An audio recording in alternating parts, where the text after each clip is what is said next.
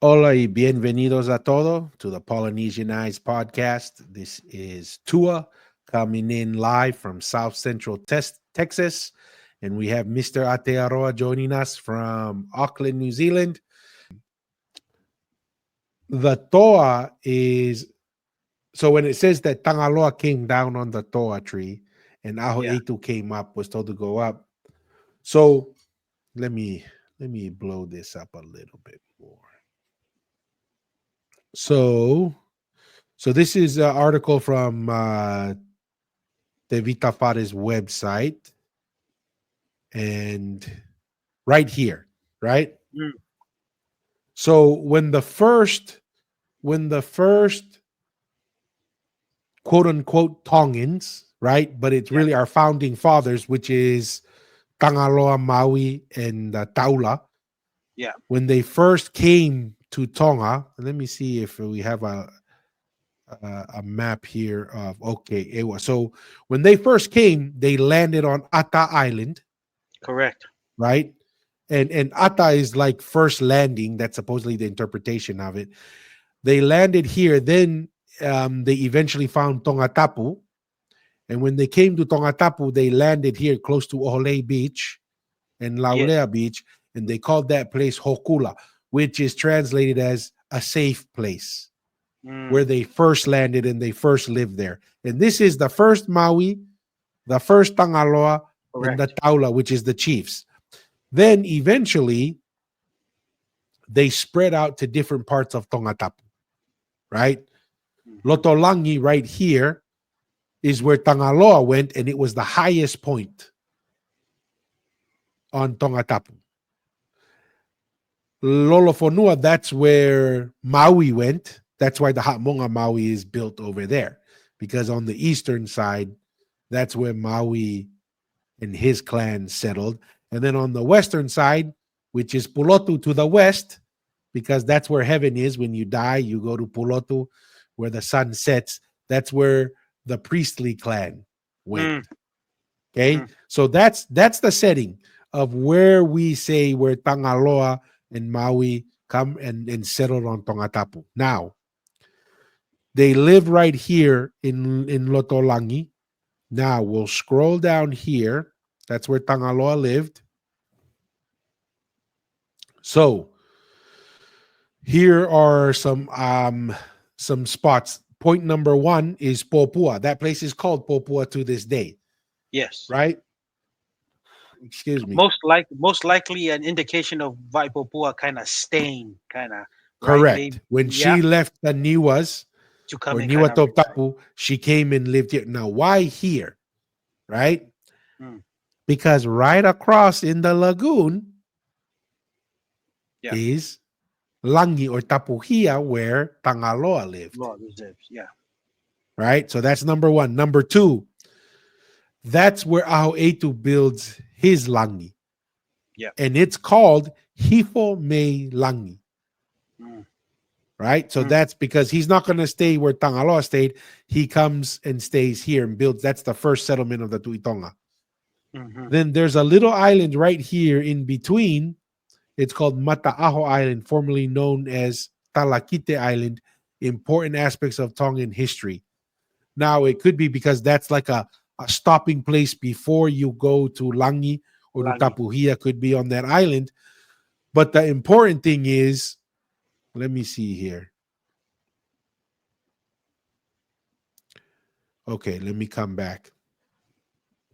When you come to Langi or to Tapuhia, this little area down here, when you cross here on a boat, the reference to the toa tree is where there was a little grove area where toa trees grew, Mm, mm, and you would climb up to go to Langi. You walk by those grove, we just call it a grove or whatever, yeah. of toa trees, and you come up to Tapuhia and to Langi.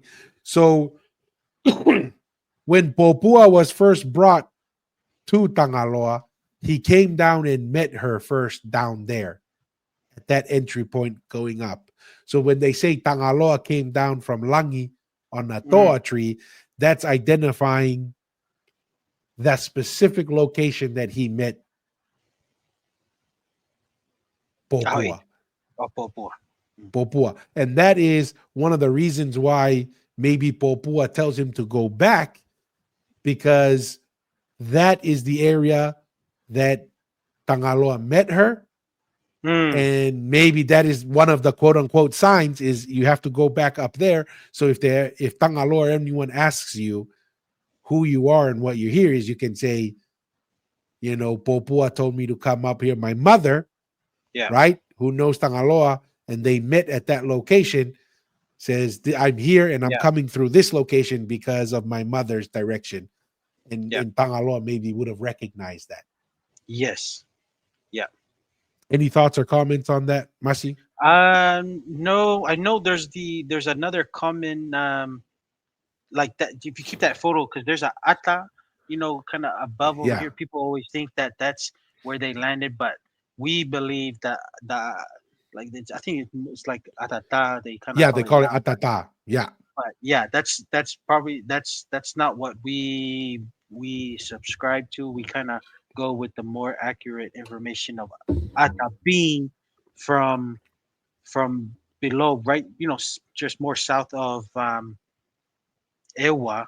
That's been the first landing spot, and then coming up to that first place where David Fale mentioned is Hokula of the founding Yeah. fathers of the Tongan, right? The Tongan or the Polynesian nation, right? In Yeah. Hokula there, then they kind of spread it In out with. this area. Yeah. Yes, that's all. I just wanted to mention kind of that, just some of the different ideas that people will run into. Not 100%. And then I want to come down to, let me see.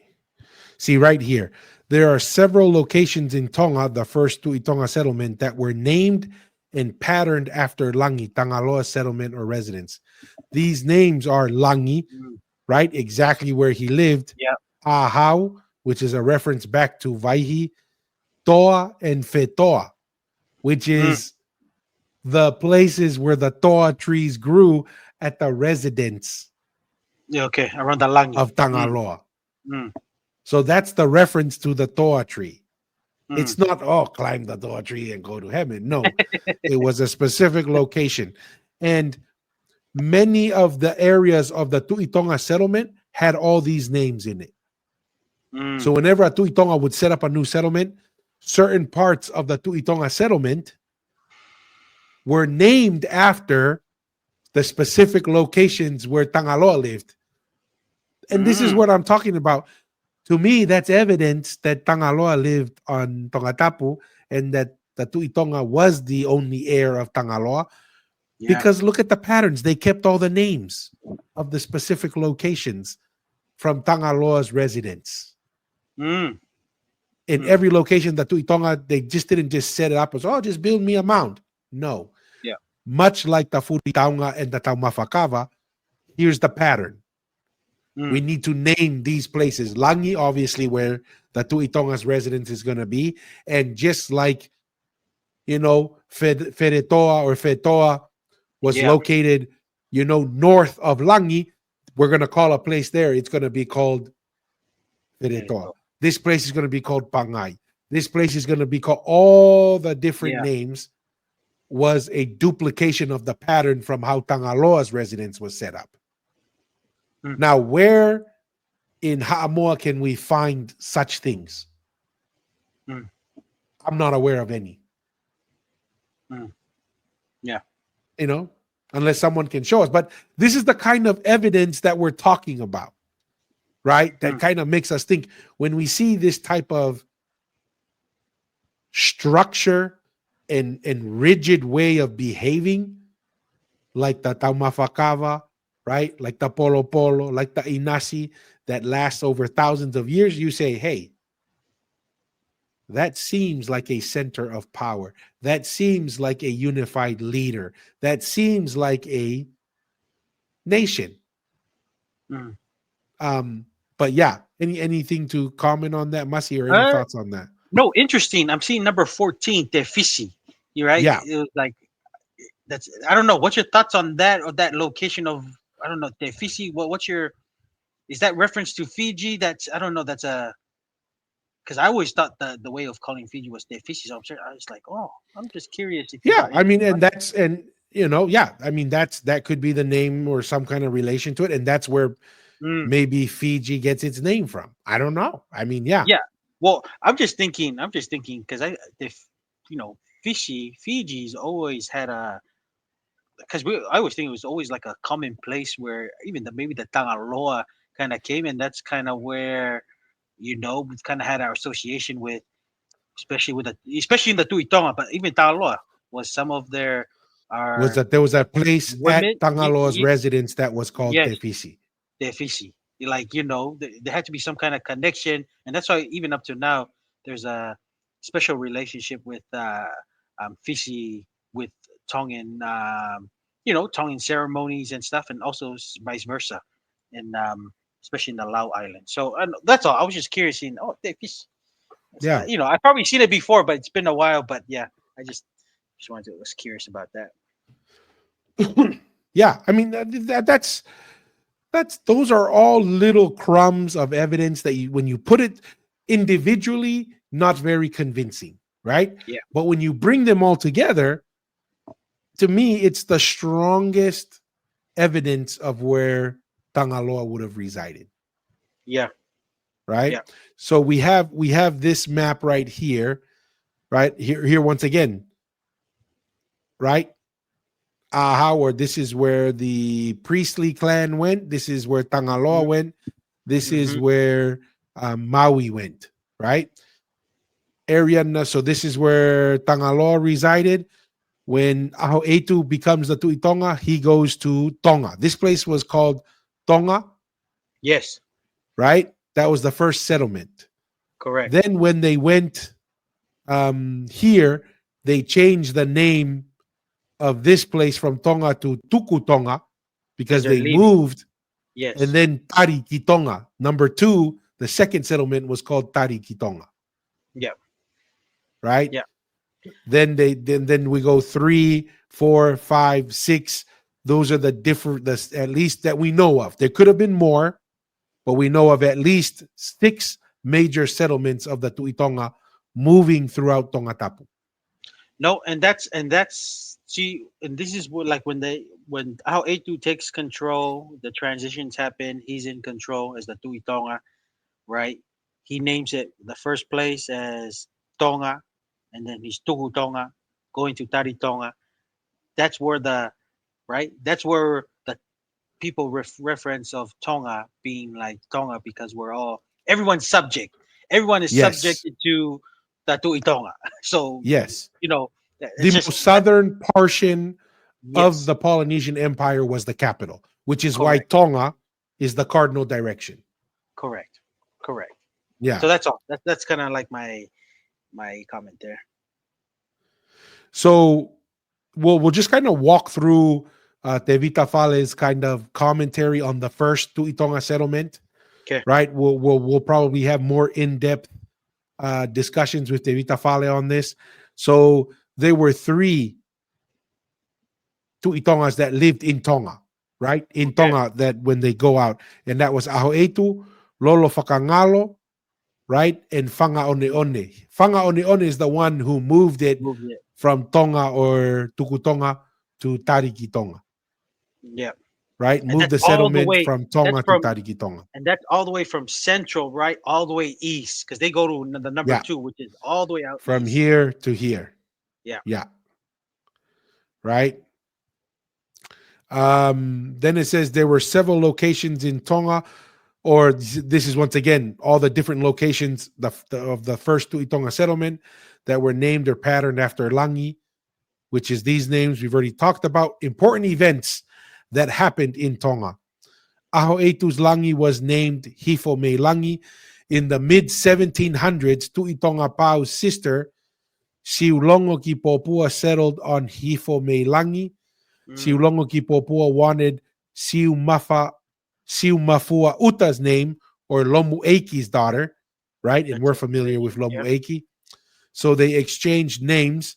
Siulongo ki Popua became Siu Mafua Uta, and Siu Mafua Uta became Siulongo ki Popua. Very strange, right?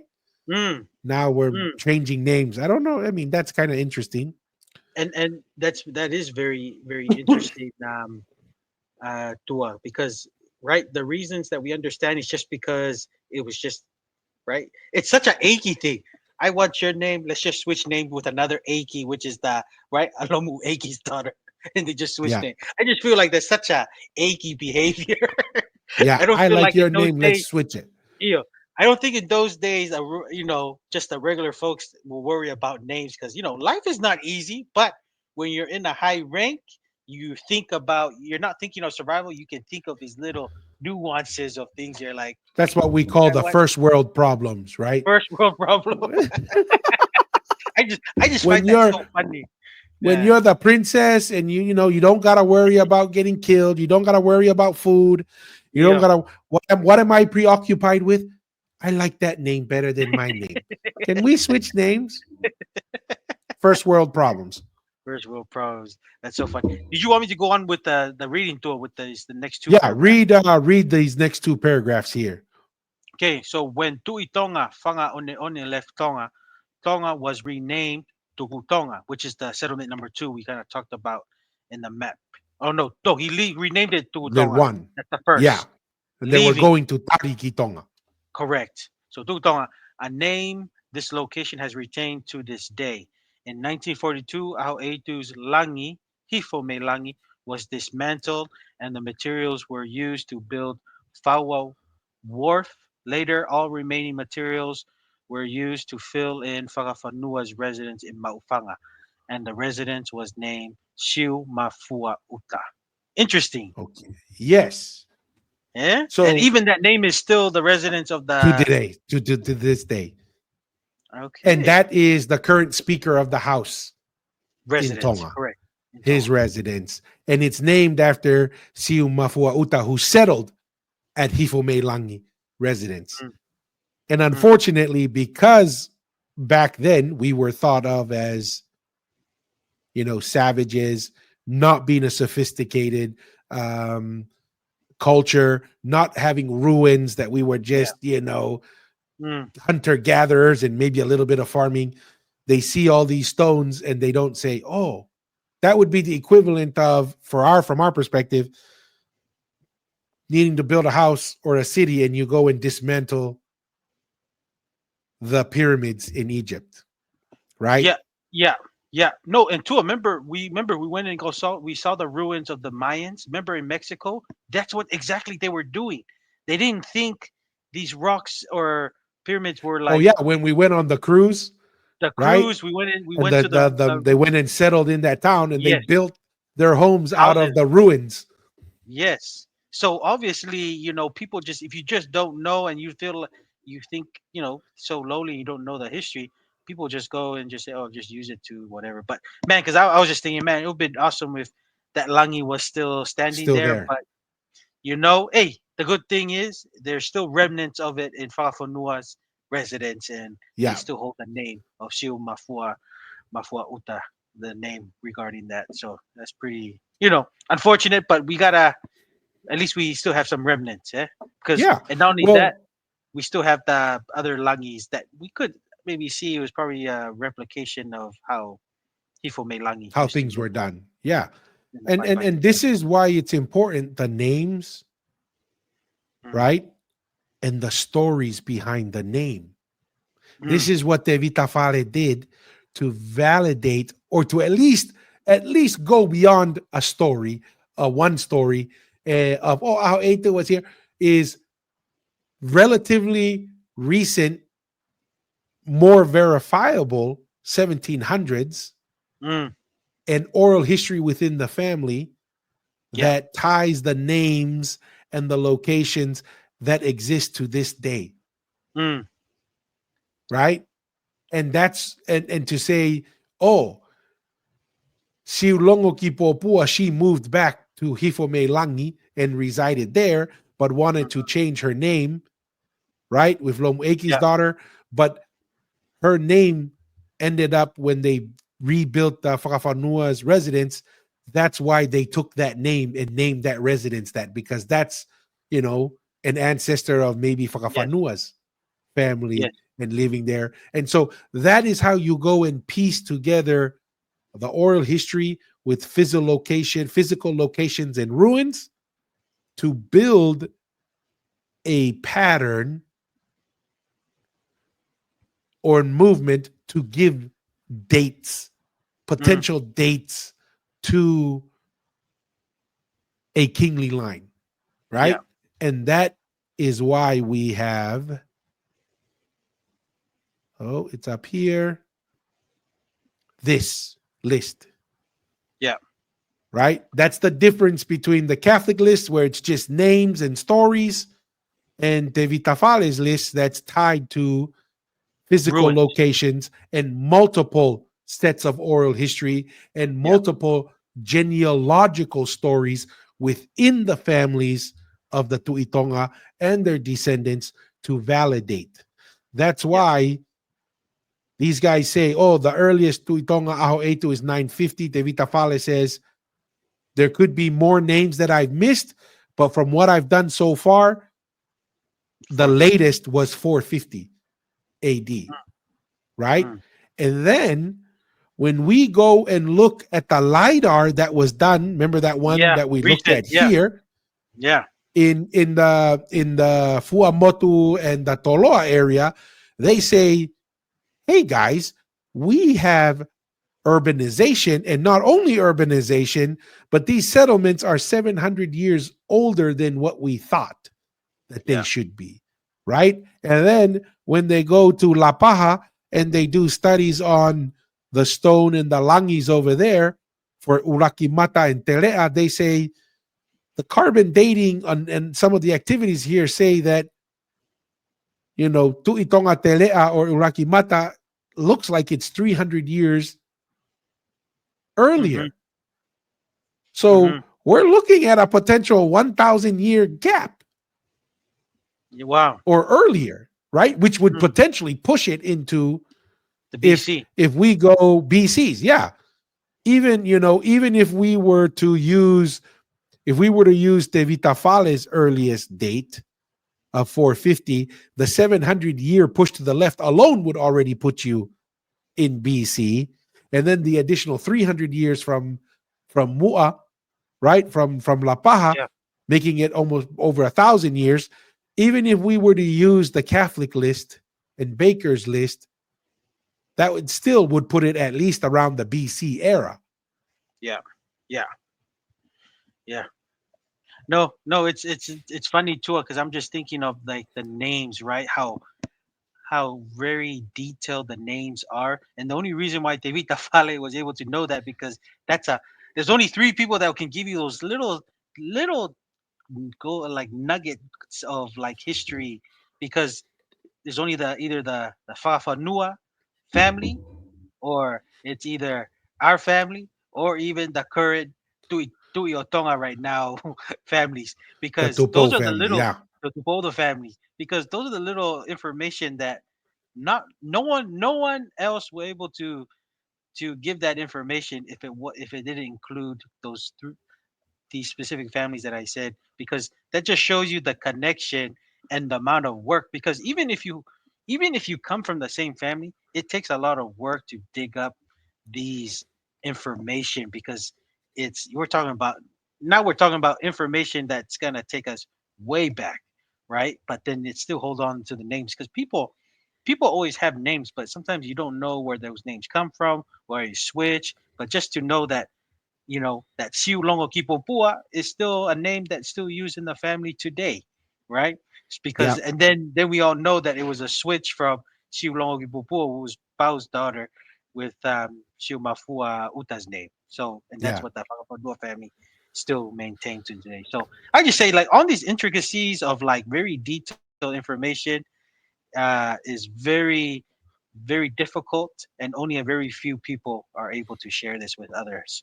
So yeah, no, that's all. Yeah. And I really want to reemphasize that this is why the stories that we bring and the concepts that we're bringing and the work that Tevita Fale has done, it's not just based off of one quote unquote oral history. right? mm, Like, oh, the Tui Manua tele toa sa ka toa blah blah blah. mm, That's what. Okay, that's one oral history, but then it's tied to multiple genealogical stories. Then it's tied to ruins and a physical location. mm, Then it's tied to other residences in the area that maintain the name, right? And it's mhm. tied to, oh, the ruin was used to build a wharf and some other. There are multiple data points rather than just, oh, yeah, one story that we heard from somewhere, right?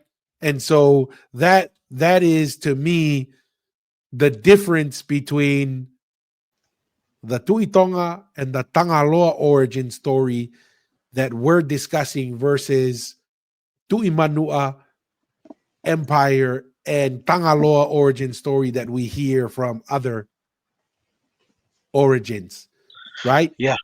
And especially when you hear that the Toka Tufa was a practice that was done throughout Polynesia, and people Mm. say, oh, yeah, we descend from Tangaloa.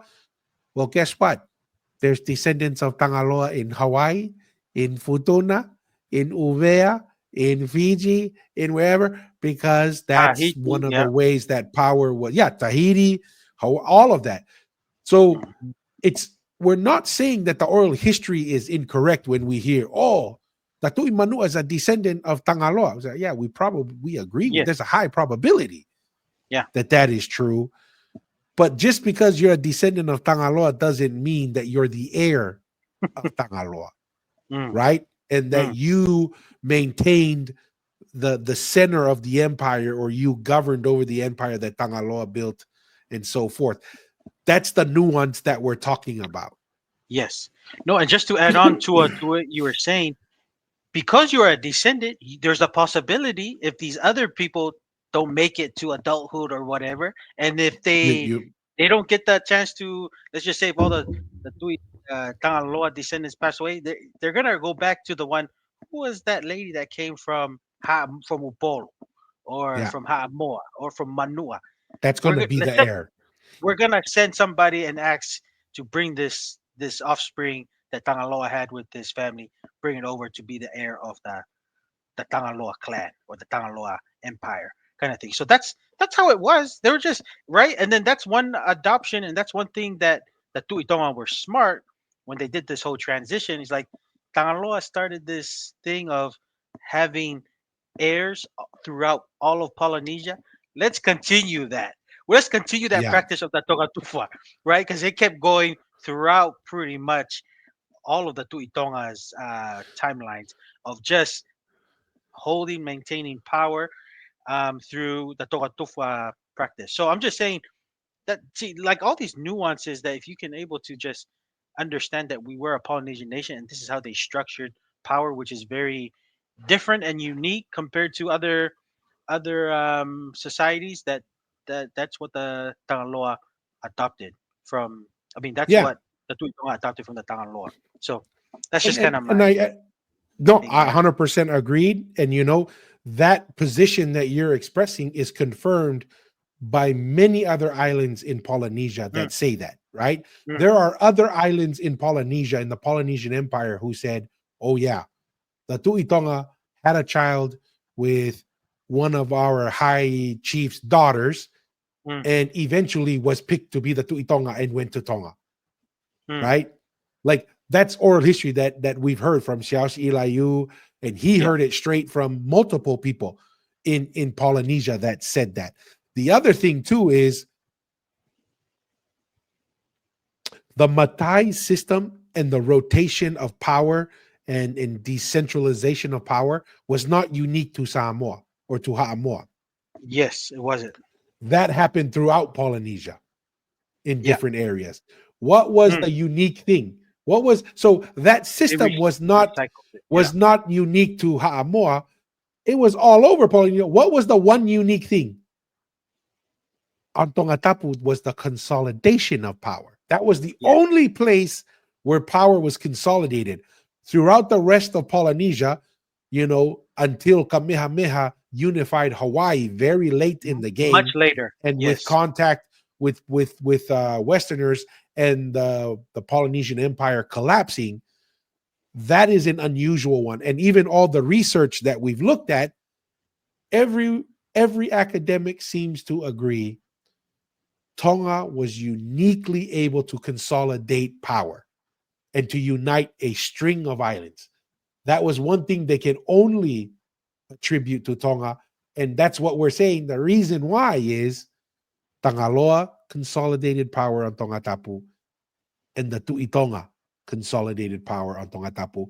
And they made sure everywhere else decentralized power so Mm. that it would help them and their governance and to maintain order and structure through the empire. So I think those are, I mean, when you just look at the big picture, I don't know, people can say we're biased, but it's hard to deny the picture that starts to paint itself when you put all the little data points from all over the place. Any Yeah, thoughts on no, that, Masi? yeah. Just to add on, because I do probably agree with Shasi Ilayu that many Polynesians did what the Samoans did with the whole. He said like throughout Polynesia, everyone there was a recycle of chiefs, so everyone had a turn to be a chief from certain powerful clans in a certain island. But the Families, only yeah. thing, yes, the only thing that was unique and different was in Tongatapu, that it just stayed within the same family. That's the centralizing and holding on to power, while everyone else in Polynesia had a turn to be a chief in all the islands. So that's pretty common practice. And what Samoa did, the thing about the Matai system in Samoa is just because it's lasted for so long, because it's right. It helps when you're not colonized, right? Samoa's the only few islands that when they were colonized, they actually maintained independence after driving out the British forces that were the New Zealand flag was kind of holding for. So we can get to see that Matai system practice. A lot of the islands, it's really difficult to see that Matai system really function because right, it's a different order and stuff. So, but from what Siashi Ilayu kind of mentioned throughout all the other islands, a lot of it was recycled names of chiefs that all had a turn to be chiefs, and that's how you kind of maybe maintain power too from the other islands. Every prominent family will have a turn to be a chief, Yeah, but in Tonga was the only outlier that it didn't run like that. It just stayed between the same family, right? yeah. No, So 100%. There's one other thing I want to mention, and we were just about to close, but I'm going to bring this up one more time. And this was primarily driven by a comment of the Tu'ikanuku took over Tonga, conquered the Tui Tonga and the Tui Hatakalaua, and the Matai system is what you have today. The Matapule system, right, yeah. is what you have today, and that's kind of true. Hmm. But that type of comment kind of solidifies a poor understanding on how the kingly lines came to be and the relationship of these kingly lines. These are kingly lines that did not come out of revolt or whatever, right? Yes. It was, if you want to call it reformation or amendments to the Constitution, whatever kind of current term you want to call it, you know, it was a restructuring of the government, peaceful restructuring, and it kind of morphed to different things. But once again, you have the Tui Tonga, right, and the Mhm. Farefa, also known as Kauhala Uta. That is the supreme power holder in Tonga, right? Mm. Then after a series of assassinations based off of those things that happen, Kaulufonua structures and reorganizes the Falefa, and he creates the Tu'iha Takalaua and gives him a Falefa, right? So he creates it. It's not that his brother challenged Kaulufonua Fekai and created a new kingly line. It's like, no, no, no. Kaulufonua organized Correct. and created a new kingly line.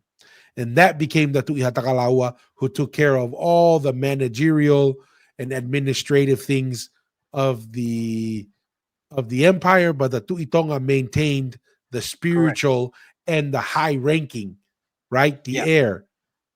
Yeah. Same thing with the Tui Kanukupolu, right?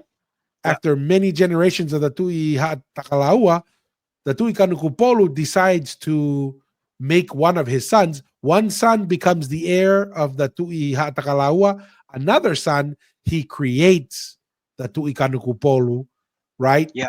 But doesn't give them a farefa like the Tui Hatakalaua, right? Yes. This is where the Matai system is created, Mm-hmm. right? Mm-hmm. And so that Matai system eventually allows Tupo the first, who Correct. could not have inherited this title or this title. It creates an opportunity for Tupo the first, who's cousins with the Tui Tonga, same Yeah. family, who are cousins, to consolidate some political and military power. And then once he does it, guess what? What does he do, Masi, with the structure? Yeah. With when he has power and consolidated power in Tonga, he goes back to the ways of the old of the Tui Hatagalawa and the Tui Tonga way of passing power, right? Or passing the title. Yeah, 100%. 100% agree with that.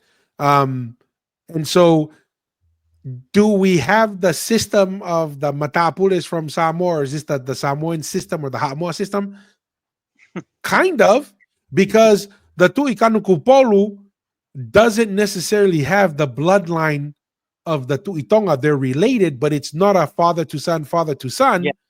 So the Matapules are not Eiki, and this is where there's an interesting definition that Xiaoxi Ilayu brings. When the Tuikanu is created, all of a sudden there's two definitions of Eiki, right? Yeah. The traditional definition of Eiki is how close is your blood to the Tuitonga, right? Yeah. And then with the Tuikanukupolu, because it's 3 lines away and it's the lowest Yeah. kingly line, Eiki is, do you have a title? Mm, A mm, matai. Do you have a title? And this title can be bestowed upon you. You yes. don't have to have a blood link of thousands of years. You can be voted into it. And so Correct. two versions of Eiki are created. Yes. And there was many titles, very old titles, especially on the Hake side, that were not elevated because, like I said, Tupo the first when he was creating the whole constitution, he's elevate he because if they were just achy enough to have the title, he just elevated them to be the whole achy moving forward under the new modern constitutional Structure. monarchy structure. Yeah. So that makes perfectly sense with the two achy definition by Xiaoxi Ilayu on that. And then to just top it off, right? Because people goes, oh, the Tui Kanukupolu, right, conquered the Tui Tonga. Mm, Not the case. And in yeah. fact, the last Tui Tonga helps the Tui Kanukupolu to pull the first, Mm, much like the restructuring that happens here, right? In the Tui Tonga to the Tui Hatakalaua and the Tui Hatakalaua to the Tui Kanukupolu, the last Tui Tonga does a restructuring that strengthens yeah. the Tui Kanukupolu, and that is giving him a Taumafakava, because Correct. this kingly line does not have a Taumafakava. They only have a Ilokava, Yeah. which nobles have a Ilokava, Yes. right? But not Yes. their Iki bloodline. You have to have this bloodline to have a Taumafakawa or Yes. a Puritaunga. But No, and Laufini that Tonga gives yeah. it to Po the first and establishes him to move forward. No, and that's what really, if you think about it deeply, and I don't think it's emphasized enough, just within the our history in Polynesian history, and even in Tonga now, that how significant that was to give a taumafakawa to the Dubo family, because that's really what's probably helped a lot to maintain peace in Tonga today. Yeah. Because I don't know, let's just say if they had no taumafakawa, and let's just say it was a ilokawa, I don't know. I don't know if we'll have a Tonga today, Tua. We'll No, I be don't believe we Tonga. would. We'll probably be United Kingdom Tonga. Yeah, no, 100%. And I agree 100%, Masi, because here's the thing that's interesting. Number one, Laufiri Tonga did fight with Tupo the first, right? In Velata. But this is the interesting thing. Laufiri Tonga was not the Tui Tonga. Yeah, This was a year yeah. before he becomes the Tui Tonga. Oh, that's But once interesting. he so Mm, so when people say, "Oh, he defeated the Tui Tonga," no, he defeated a young chief who eventually becomes the Tui Tonga. He never mm, defeated the Tui Tonga. And then what's interesting is when Laufiri Tonga becomes the Tui Tonga, he doesn't seem to pursue military power. mm, And why is that?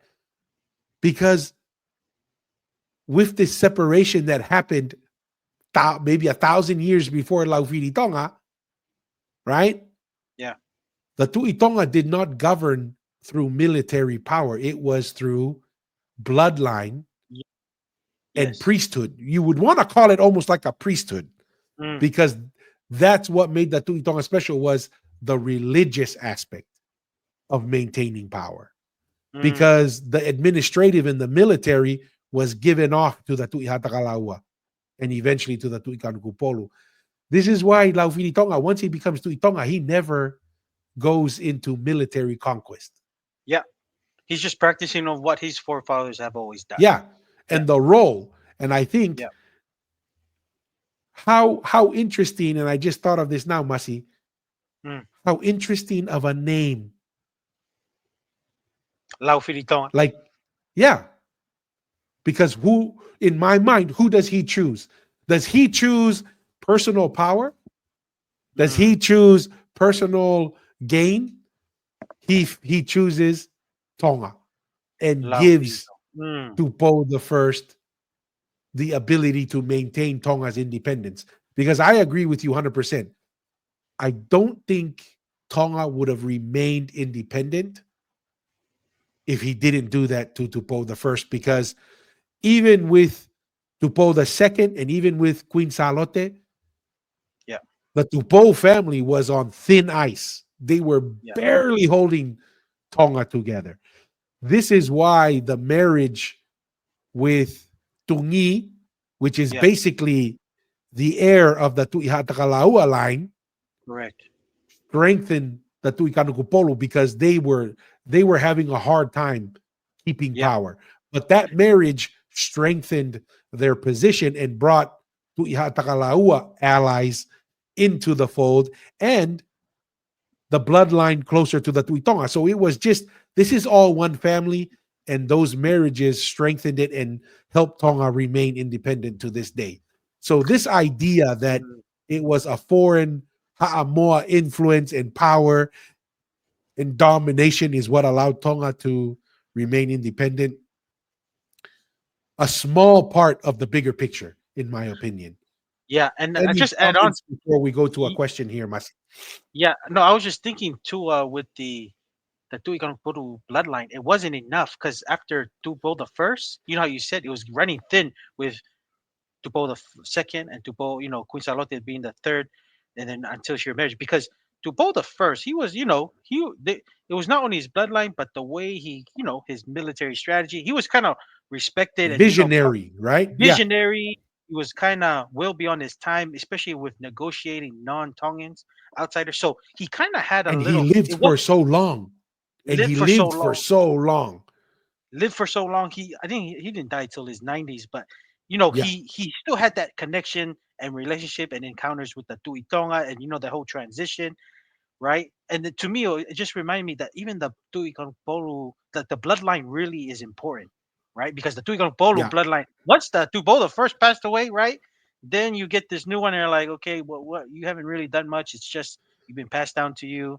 You You just have the got to bloodline. power by election. Why did we switch Yeah, yeah, to father son or yeah. Or grandson or whatever? grandson. Like Yeah. this is very turbulent times. Yes, and then right, Quizalote marries the descendants of the Tui Hatagalawa, which goes to Tungi, which strengthens, and that's the bloodline that's kind of in ruling Tonga today. but that's the bloodline Tui Hatagalawa, which is much closer than the Tui Polu to the Tui Tonga, which brings peace Yeah. and prosperity, right? So, So well, it's and funny. here's the It's funny. interesting thing, Masi, and I just thought of this. How ironic. This is kind of interesting. How ironic is not only Laufiri Tonga's name, but under our traditional way of leadership, you can make the argument that it's not the Tuikanukupolu line that's in power now. Mm, Because remember, we talked about in the past, it goes from father to son, father to son. correct. With Queen Salote, it was a woman Yeah. who marries into the Tuihatakalaua, and it's the Yeah. Tuihatakalaua son who Yeah. becomes king. And in our Yeah. traditional Yeah. perspective, it's not the Tui Kanukupolu line that's leading right now. It's the Tui Interesting. Hatakalaua Yes. line that's Yes. leading. So Yes. even the position of, oh, it's the Tui Kanukupolu, well, not under our historical way of viewing inheritance and Mm, power. mm, Because you could, in our traditional way, like you mentioned it many times, Masi, the woman could come from wherever, hmm. but it is the male inheritance of father to son, father to son. Yeah. Maybe that's why they had to have Queen Salote marry Tungi. It was Mm, almost like there is no other option. Because mm. if Queen Salote, the traditional line is father to son, but this one went from father or grandfather to daughter or whatever it Yeah. was. In the traditional view of all of Tongan politics and family structure, whoever Queen Salote married, that family line would now be viewed as the family line that's now governing. And if she married someone else, that would weaken the Tupou family's position. So, what is the only option really? Mm, mm. Tungi. Because now, in a sense, it's no longer the Tuikanukupolu that's in power now. Tupou the Interesting. fourth, in theory, is the Tuihatakalaua because he inherited from his father. Yes. Yes. So I'm just thinking to if Tupo the first, because I'm just thinking we went back in time, and if Tupo the second actually didn't have a daughter and it was a male, dang, that would be an interesting thing, right? Because there was really no high female ranking from the Tuihatagalawa side or even from that side. So, because there was already a lot of tensions and stuff, especially It's on almost like the Queen Salote had to be a woman to EO. bring That's what I'm saying. When you were to bring explaining it that, I'm back. like, it's so funny how God works sometimes. The little Yeah, miracles.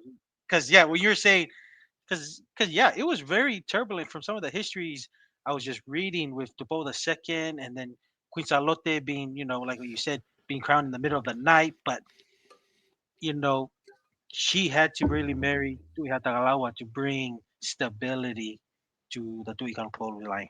But yeah, that's interesting. That's interesting. yeah. I didn't think of it until we're having this Yeah, conversation that, you know what? If someone comes to me and says, oh, the Tui Polo is ruling, I was like, no, it's not. It's yeah, actually the Tui Hatakalaua line that's ruling right now. yeah, yeah, yeah. No, that's good. Good discussion. Good discussion. Interesting. So we'll end with a question. We have some questions from online. We haven't had, there's a handful of questions. We haven't had the opportunity to get to it, but we'll finish with some questions with this question right here. So this is from Moe or Mo. Thank you for joining us.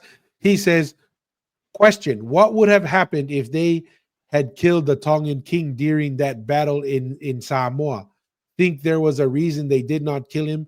Looking at Mariner book at the battles, how many warriors would have went to Samoa for revenge? What are your thoughts, Masi? Ooh, I think Moy is talking about is it during the Talagai Faiki in Yes. Samoa and stuff? Ooh, if they did kill that Tui Tonga, I think it would have been a continuation of the Tui Tonga, whatever descendants or Talagai Faiki's descendants would literally come probably continue the ill treatment of what Talagai Faiki was doing Yeah. before. 'Cause I think They if would have clamped down.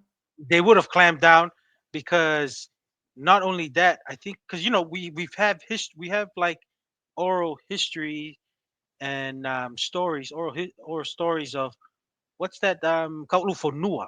He goes on a rampage in That's what it military. seems like. Yeah. I think that would have just happened. They would have got somebody take care of the affairs in Tongatapu, while this descendant finds out that Talaga Faiki's been assassinated in Haamoa. They're gonna go and do like a military campaign, because the Kalufonua did it when his father Tagalawa got assassinated. So Yeah. right, so it would have I think that would have happened, Moy, in my opinion, because we've had other Tui Tongas that actually take a military campaign throughout Polynesia. They're in that five generation away from Tongatapu. That's just me too. I don't know if you had anything else, or you think it would have been a different term, but I think it would have been a military campaign, not just in Samoa. I think throughout all of Polynesia. Because if you're already doing it for one, it's like might as well go in throughout Polynesia and do it amongst the other Yeah. edges or spheres of the empire. I don't know if you had anything, Tua. Yes, I do. I do want to do something because this did come up on some of the conversations I've had online, right? Because I agree 100%. Okay. Yeah, What caused Kaulufonua Fekai to go on this military campaign? Assassination, yeah, right? So yeah, when you have an assassination, you have to have a strong response, right? You yeah, have to, because if not, you're going to lose control. yeah. You're going to lose control. So a way to make sure is, yeah, you have to. And I think it was by design they didn't kill him, Yes. right? Because I think they knew you kill him, that's like the difference of, you know, beating up an American and taking some hostages and Yeah, negotiating, and you shooting a missile to the US. You yeah, shoot a missile to the US, you're done. Wherever you are, you're done, yeah, right? But if you kidnap some Americans, we might say, hey, you better send them back, or we're gonna do sanctions. We're gonna do all kinds of stuff. We might send some SEALs and stuff, but we're not gonna send the might of the US military on you. mm, you know. mm, But if you mm. touch American soil or assassinate a high ranking or the president, trust me, it's not going to end good for you and your whole country and whatever. So I agree 100%. I think it was by design. And there's a reason why Talakai Faiki gave the response that he gave. Yeah. Marieto. Does that sound like I'm scared for my life? I'm Mm. running for my life. It sounds like he's like, hey, Not too oh, bad. Not too bad. You not got too some. You got bad. a fighting. You got a fighting Yeah. spirit. Yeah. I thought you guys were just gonna roll over. I respect that. Yes. Right. And then he doesn't just say that. He says, I'm coming back. Yeah. That's the one thing that I think a lot of people forget. He not only says Maria Toa, he says, I'll be back. But when I come back, I'm not going to oppress you. I'm going to Yes. come in a friendly. And I'm wondering, Masi, if that's why the Pule Malay mound is like Pule Lele, because That now it's a you know. proper That's a good way. oversight rather than the oppressive thing that Yes. Talakai Faiki was doing, right? Yes. And here's the other thing. You kill Talakai Faiki, the next Tui Tonga is going to rally and he's going to come and kill you. But Yeah. since Talakai Faiki says, Marietoa, I'm good. When he goes back to Tonga, he's still the Tui Tonga. He's still in charge. He's going to Yeah. tell everybody, we're not going to react. Yeah. I thought it was entertaining, right? Yeah. I actually thought highly of them. It is what it is. We'll come back, but we won't do anything. And here's the thing. Haamoa was not united enough to stop a Tui Exactly. Tonga invasion. Exactly. They I couldn't was. they couldn't even agree on the Marietoa. Apparently, not even the two guys who led the revolt It was the got the brothers. title. It was another brother. Yeah. And there's other oral histories that say they weren't even Samoan guys, that they were from Tokelau or something. Interesting. I did hear about that oral history and story about that, but I Yeah, was thinking too. It's it was if they it was smart because I feel like it was a good group, but I don't think it was like saying all of the because they say this partook in the island of Upolu. You're talking about part, Savai Upolu, who traditionally their women have married into the Tui Tonga. I don't think all of the island was gonna support these two. Let's just say let's just say they killed the yeah. Tui Tonga. The descendants of the Tui Tonga are gonna come. Let's just say all of Tongatapu, Ha'apai, Wava'u, Niwa, and a good portion in Upolu with families who have That's what I been was gonna married. say. There's no way he Even knew. within Hamoa, there could have been enough Yes, support there to crush them. if they were gonna to consolidate and grab a force and literally obliterate whoever assassinated or killed the Tuitonga, they were gonna be removed. But it was smart to have a little scuffle, show your strength, and let the Tuitonga live, because if you don't, you're gonna be wiped out. Because even in people think all of Hamo was united. No, it was only a good group of certain prominent families, but not all of Hamo. You're talking a place of Hamo that's been married since the early beginnings of the Tui Tonga, being married to families, that families still have that connection. I'm pretty sure that families are going to support their daughters, families, and descendants to fight whoever. Because, like I said, Polynesia was viewed as one people. And Yeah, what takes precedence even today, even when you get to family, what's very important is your family clan, where you come yeah. from. That's like the presidents that who you back in today. But yeah, hey, good question So though, Moy. yeah, I appreciate that. Now here's the other thing I wanted to mention. So there's Talakai Faiki the first, Talakai Faiki the second, Mm, right?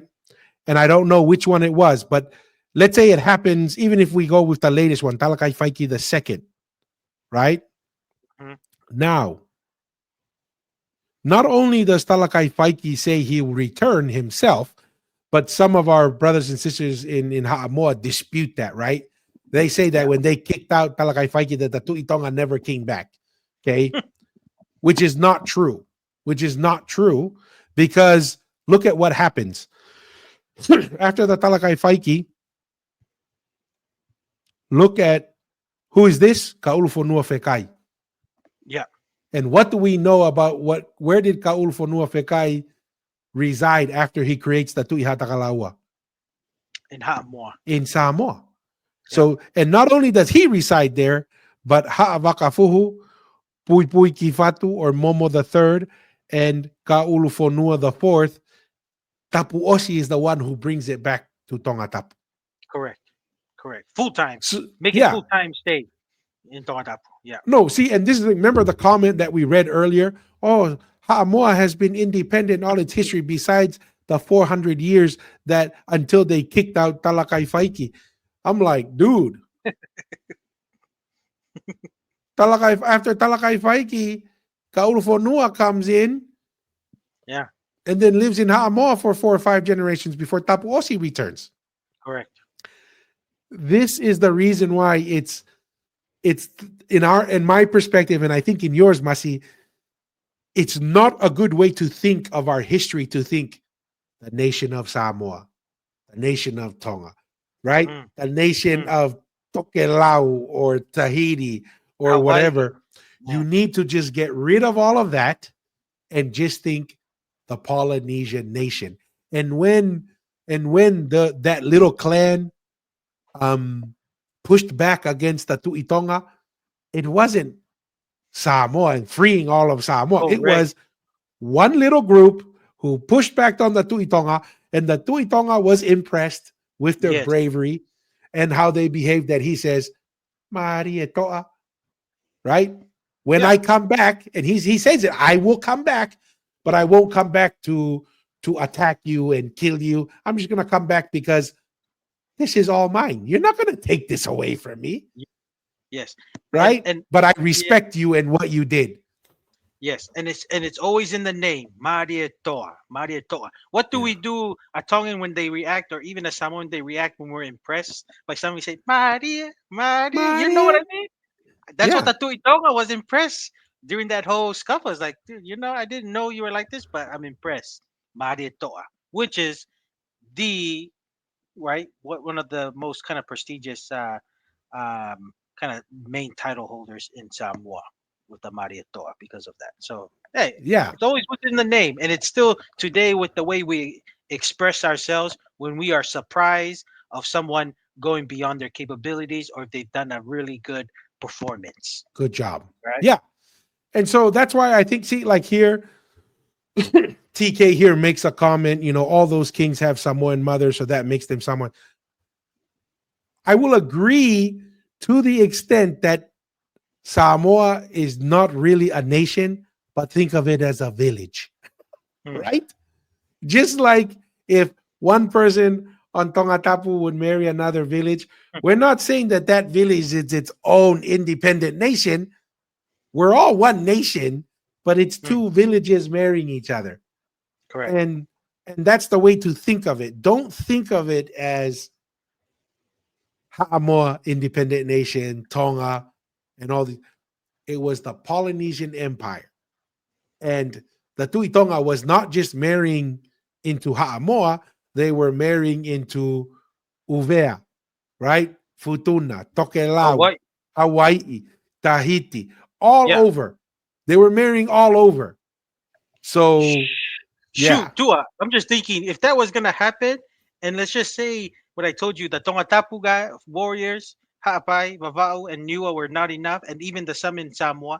You're talking about a Tui Tonga that can get influence. They're gonna have more influence than Tuna and Fata to go to Fortuna and Uvea to grab more guys. To go to yeah, Tahiti, like the influence is so huge. Tuna and Fata are smart to let the Tui Tonga live. Like yes, it's almost like a suicide if you were yeah, gonna do that. no, 100%. Which is it's. I mean, it's quite interesting. Yes. It's understanding how to win. Yes. Killing the Tuitonga is an automatic loss, right? Yes. However, pushing back on him, Yes. that's It respected. I elevates. was like, Yes. okay, Your okay, family's been elevated because what? yeah, You created a new title. Yes. yeah. Yeah. So, well, looks like we're coming up on the 2 hour mark, Mussy. I appreciate all the comments online. Right. Um, I think these are the type of conversations we need to have. We need to sit down, walk through some of the oral history, talk about the points like Aho Etu, right? And kind of just flesh out the ideas. When you say, oh, like, oh, Papua went to Mm. Tangaloa in Samoa, and that's how Aho Etu is, and then you go, well, hold on. Why don't we ask the people from Niwatop Tapu what they say? Mm. And Niwatop Mm. Tapu says, oh no, she went to Tongatapu, right? And then let's look at all those different things and come together on it. Um, Here's a question. Maybe there's one more question on it, but All right. All yeah, right. let's do this, Masi. Why does your oral history say Maui got his fish hook from Manua to pull up Tongatapu? Okay. So are you familiar Which with is this story, Masi? yes, it's a very common one in the academic view of. I guess they said they get it from a Palangi book, I believe, or a diary, Yes. apparently of this Of a Palangi guy who writing down. said, yeah, Yeah, who went to the Tongans went to Manua and grabbed the Maui hook to pull up Tongatapu, which doesn't make any sense because we all know it's like Manua didn't exist. The first place that kind of started the origin was Tonga. So I don't know if there was misunderstanding by this Palangi guy of the diaries, but I know this has been a common thread amongst the academics of saying of the origin story of Tonga. But I don't know if you had anything else yeah. to I kind of mean, add to first that. off, I mean, assuming that it was translated and understood correctly, right? Number two, why would the Tuitonga, quote unquote, give that knowledge to some random Palangi who wasn't even living? From what I understand, this Palangi was just passing through, and you're Mm, telling me that they're going to give them all that information? Very hard to believe. But even then, if we were to give the benefit of the doubt and say that this story was true, right? Yeah. Xiaoxi Ilayu gives an interpretation of this story when we Hmm. spoke with him. And according to Xiaoxi Ilayu, and Xiaoxi has gone and talked to people in Ha'amoa and all throughout Polynesia, he says the interpretation of this is the Tui Manua, which is related to the Tui Tonga. And according to him, even when he spoke to people in Ha'amoa and in Manua, it is relatively confirmed two things. A lot of the Tui Manua were women, surprisingly.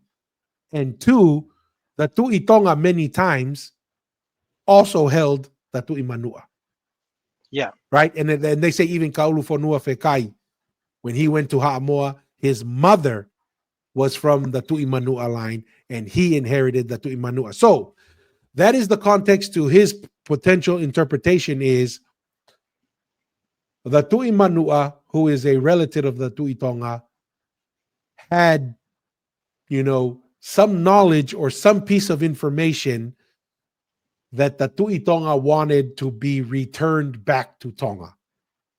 And Mm. that story is kind of like a heriaki that explains that there was something in Manua that the Tui Manua had that the Tui Tonga wanted returned back to Tongatapu. Whether it was a piece of knowledge, whether it was an artifact, whether it was a daughter or a son or whatever, because their family, there was something that needed to be brought back, um, which may explain why the guy whose hook is stolen in many ways is betrayed by his wife. That don't make sense. Why is the wife betraying Tonga Fusifonua who has the hook? So once again, that further pushes the idea that oral history is not necessarily a history of origin, but more a history of internal family dynamics.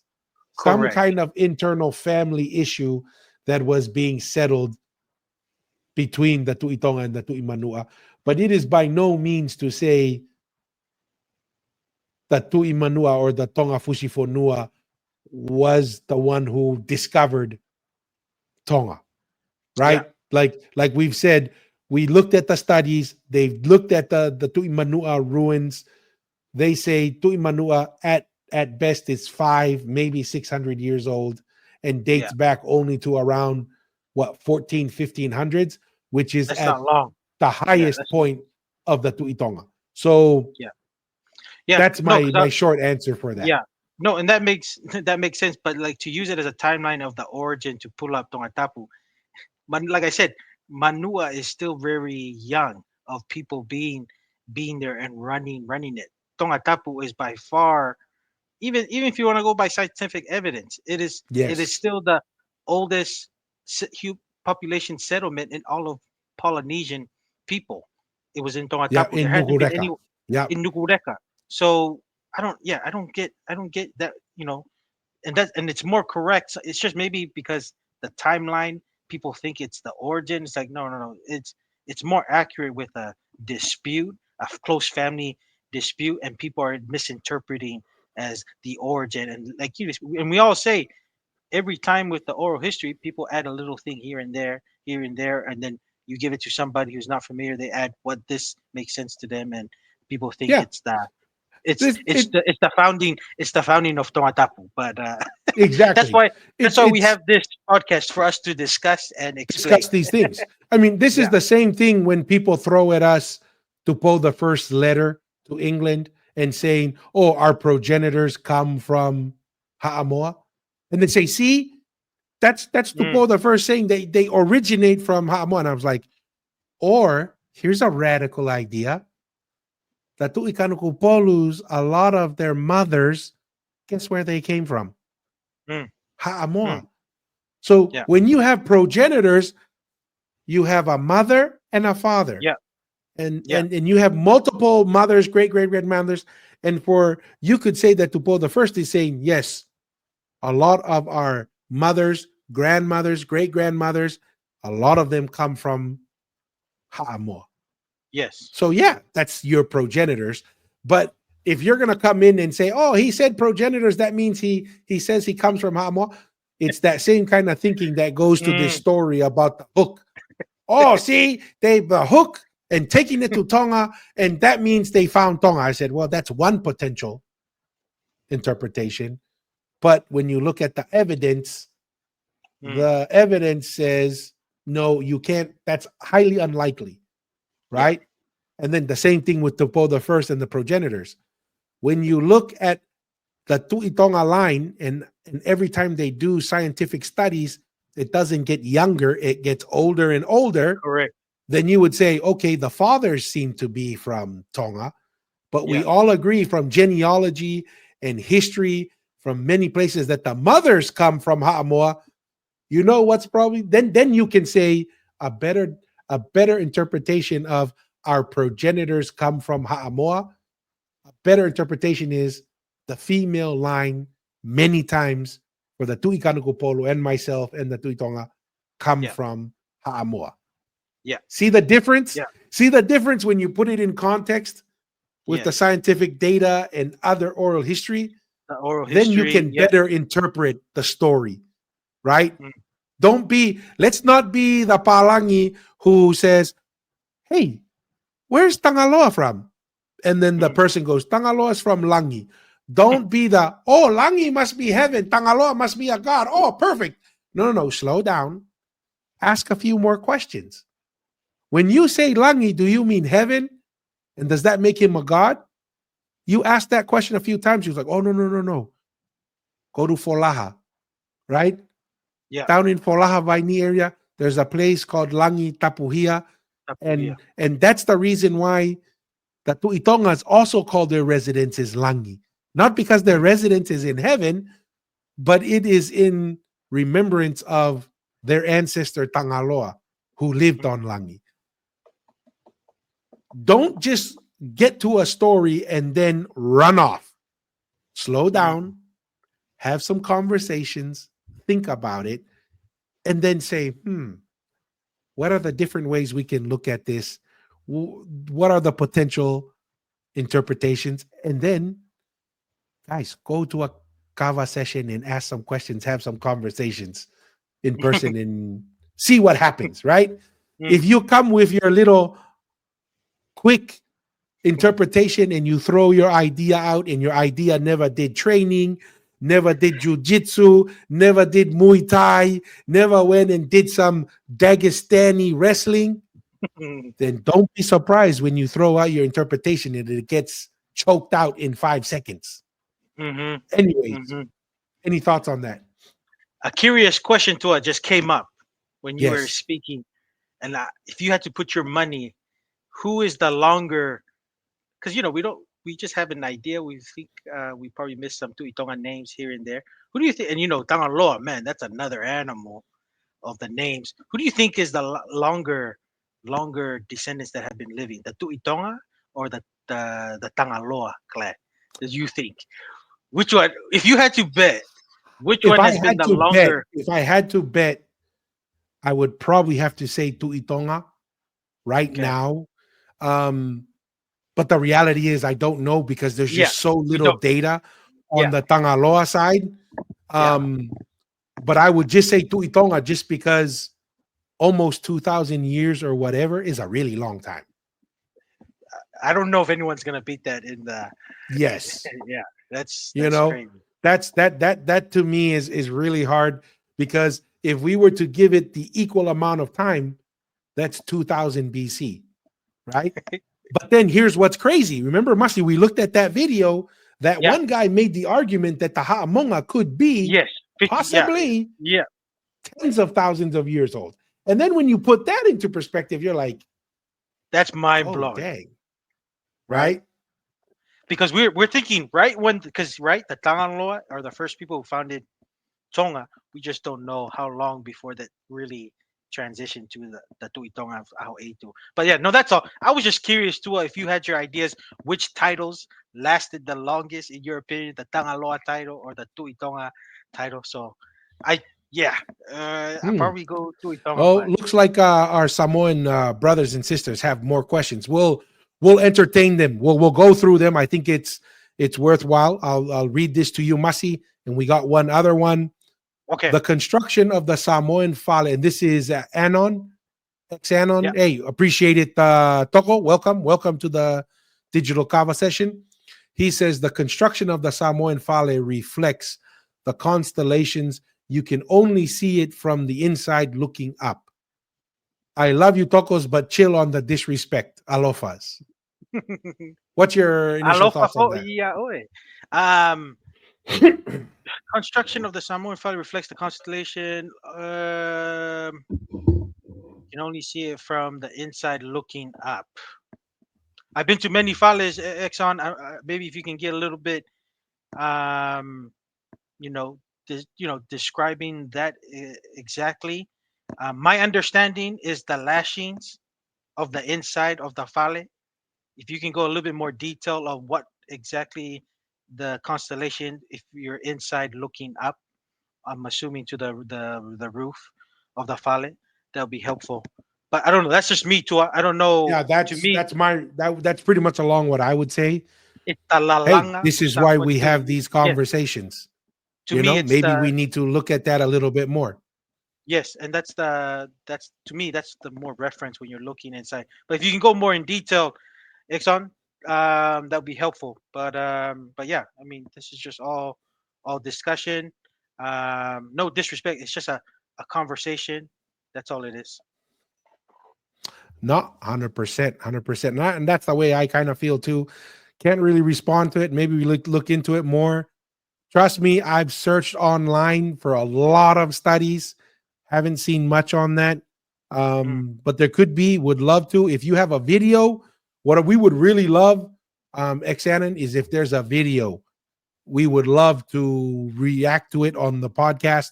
So if you have a link to a video, we'd love to watch it and Or an share it with article. everyone. Yeah, Yeah, or an article. article. We'd love to share it here so people can look at it and walk through that with their thoughts.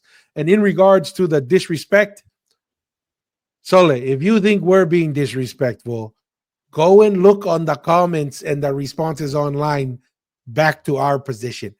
I think we're being extremely gentlemanlike, right? Very And gentle. all we're doing is asking questions and saying, here is the evidence.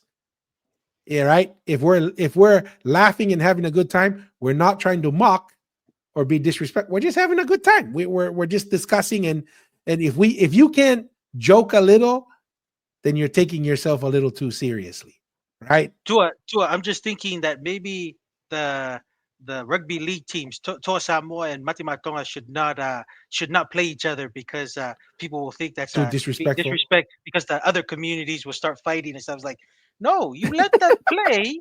There's always gonna be, you let them play just because you feel some people might feel disrespect or whatever. Just let them play and let them enjoy and play and let the fans be the fans. We Yes. all know on both sides. There's gonna be people who are the extreme. Any little thing is gonna piss them off, right? let, So let, just let's just that's what I'm saying. Then well, let's let not have me Tosa Mo and Mate Matong and not play rugby because it's gonna cause disrespect amongst the fans and hurt each other's communities. But feelings. Well, yes, let me and I will give this. I will give this feedback as well, Xanon. When I would grow up in Tonga and you have a debate with someone who's older than you, right? Or not even older than you, stronger than you physically. Once they start feeling like they're losing the debate, guess what they say, Masi? Shut up before I beat you up. Stop being disrespectful. Now ta'i ko. Tuko pa u now ta'i ko. Right? yeah, yeah, When yeah. when when the ideas start getting beat up and choked out, then all of a sudden the director, the coach of the idea says, "We're changing the game here. We're calling timeout." And me as the coach, I'm gonna go in and fight for my guy. So to be honest, when I hear things like you're just being disrespectful, I go back to my childhood and say, "Oh Yahweh, they're running out of bullets. So now they're trying to change it. It's like in the rugby game. When you're playing the rugby game and you're losing on the points, guess what the losing team wants to do? They don't want to play rugby anymore. They want to do boxing. One of yeah, that's always funny. Anyways, That's so that's funny. no, but Exxon A, Yeah, appreciate appreciate it. your following and your comment. This is just a conversation, Malo. Yo, Malo, last one. Hopefully, this is our last question here from our Tokouso here, TK. If Tongans were so fierce back then, why are there why aren't there any Tongan boxers like us Samoans nowadays? TK, let me tell you Hmm. something. Let me tell you something, TK. You know when the Samoans win, the Tongans win. All right, we all the Yes. same. We're all Polynesian. That's how I see it. I see a Samoan just a Polynesian. When the Polynesian wins, we all win because I just see a Samoan. It's just when they win, we win. That's how I see it. I'm gonna and here's what I'm gonna say, TK. I'm gonna buy the pay per view to watch Joseph Parker fight for the IBF heavyweight title against Dubois. So, And like we I said, want Parker to win. we want Joseph Parker to win. All right. So that's it. The only thing is we have our little when the stories of Mariner when they say the Ha'amoa clan will come to Ha'apai to have a little game and they'll ask what kind of rules they'll do. That's the little conflict I see when we have our union matches, our rugby league Yeah. matches, or even in the Olympics when we're doing our little I just see it as when I see a Tonga and Samoa, it's just the modern world we're in and it's just a little clan fighting. We're just two Yes. clans, a Tonga clan and then the Hamoa clan. We're just having a little fight back in the Little days, like brotherly love. brotherly love, just like what Mariner witnessed when Ulukalala Finau's family that lived in Hamoa for many times, they would come to Hapai and they'll have a little game of match. That's all it is, and that's how I view these things at TK. So hopefully you can understand where I'm coming from. I don't know about you, Tua. What's your thoughts I on have TK's I question? have the perfect story to be an analogy for this, TK. So where we grew up in Tonga, the village is called Mua. But Mua is broken into three sections: the Takamotonga, La Paja, and Talasiu. Talasiu Correct. is a smaller portion, Yeah. very peaceful, very good. Yeah. Now, La Paja and the Takamotonga, the two older brothers, if you want to call it, and let's put it this way: Ha'amoa and Tonga are the two big brothers of Polynesia. Okay, Pretty that much. that's Yes. that's pretty much what it boils Not down no, to. no, not even a question. Yeah. There's almost very little dispute amongst oral history, academics, scientific data. Polynesia originated from Western Polynesia and then pushed north and east, right? And even further west into Melanesia. So I'm going to put the analogy of Tonga and Ha'amoa, that brother relationship like Tatakamotonga and La Paja, Mm, right? And when we were growing up, right, and there used to be a nightclub right on the border, Pakimortoi, right? yes. There'd be a nightclub right on the border. There was a bakery on one side, and then there was a road that cut the two villages in half, And the bakery's and still then there. the nightclub on the other side. Yeah, the Yeah. bakery, the Yeah. Cowley Bakery, right? So when I was kind of like older in high school, we're sitting around. Let's say we've eaten, right? We already ate. We've been sitting up talking. We've played cards, and then we look at the clock. Oh Yahweh! It's Friday night, and it's 2 o'clock in the morning. Yeah. Oh Yahweh! Something's Let's gonna go go down. watch. Let's go watch. Let's go watch the fight. That is a 99% chance at the end of every night at this nightclub. Because at the nightclub, all the Takamotonga guys and all the La Yeah. Paja guys are in there. They've been drinking, maybe talking smack to each other. So there's usually always like a fight, right? So we would go there and say, hey, you know, we're going to go Yeah. watch a fight. So we would walk down with Tuyalo and, some of the Tuifua guys, our cousins, Yeah. the Tuifuas who live right there. And we would sit there in front of and watch, right? Mm. And then this one night, we were almost disappointed, right? We were almost disappointed because they came out of the club and everybody just started walking away. There Mm. was no fight. And we were like, dang it. Oh, yeah, way. This is unusual. Sometimes they'll come fighting out of the club. They'll shut down the club early because the fighting started inside, or two people will come out, fight outside, then it turns into a big mall. Mm. This one night they come out and there's no fight. And we're like, oh, yeah, way. No entertainment, no pay-per-view. We're not going to get a free stream on YouTube Mm. of the fight. So we're sitting Mm. there, and then all of a sudden, someone from the Takamotonga side goes, Lapaha. He goes, Mm. Lapaha. Waha mo ki tai kahen na. And I was like, Lapaha, do you guys have a warrior? Huh? Yeah. Do you guys have a warrior over there?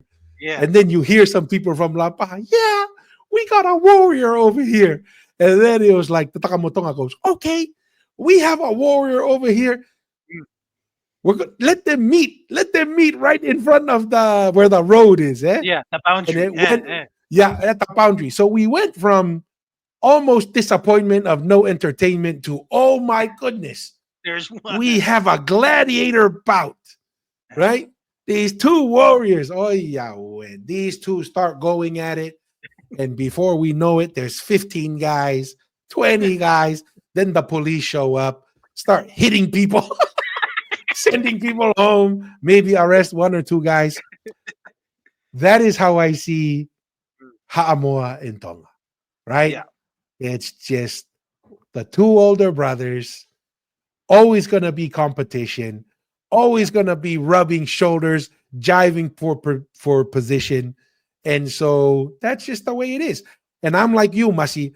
I don't, if if I can, if I think outside of my current condition of Mm. where we are now and how we see the world because of how the Western civilization has cut us into independent individual pieces. That's why I love watching the sports because, like you said, Yeah. Masi, I don't see it as, oh, Ha'amoa and Tonga, unless we play each other.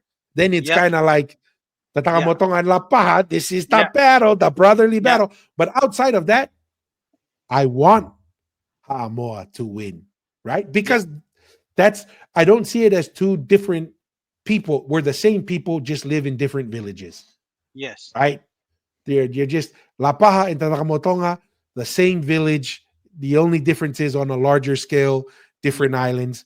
I've done my DNA, right? What's the Mapusanga or whatever? What's Mm-hmm. the name of that portion in Oh, Upolu? Tuamasanga. Tuamasanga. Masanga.